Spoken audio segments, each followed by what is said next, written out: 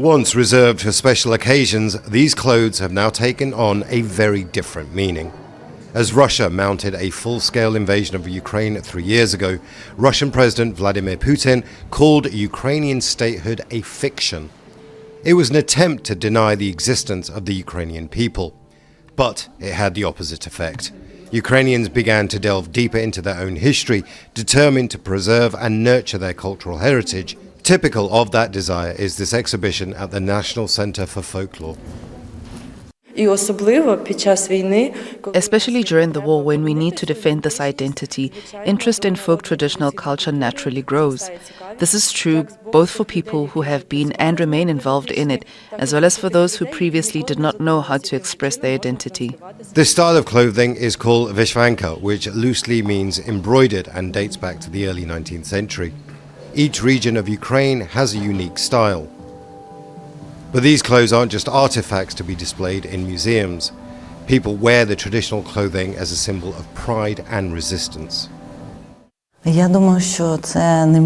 think this is an incredibly beautiful tradition, and within it there is something very important for women.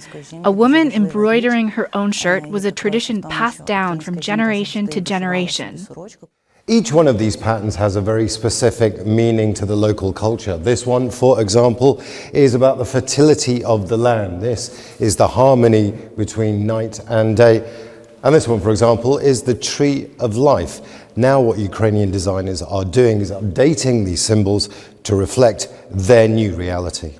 Where once the embroidery celebrated things like agricultural heritage, some styles now reference the war in muted greens and in the style of military uniform. I think the beginning of the full-scale war had a significant impact on this. Before that, people often chose embroidered shirts for celebrations. However, the war has affected all aspects of life, including fashion. Embroidered shirts started being made in this modern style. Fashion often references the ancient and modern, but here in Ukraine, the old symbols have taken on a much more patriotic style, reflecting the mood of a people who are determined never to surrender. Imran Khan, Al Jazeera, Kyiv. Make sure to subscribe to our channel to get the latest news from Al Jazeera.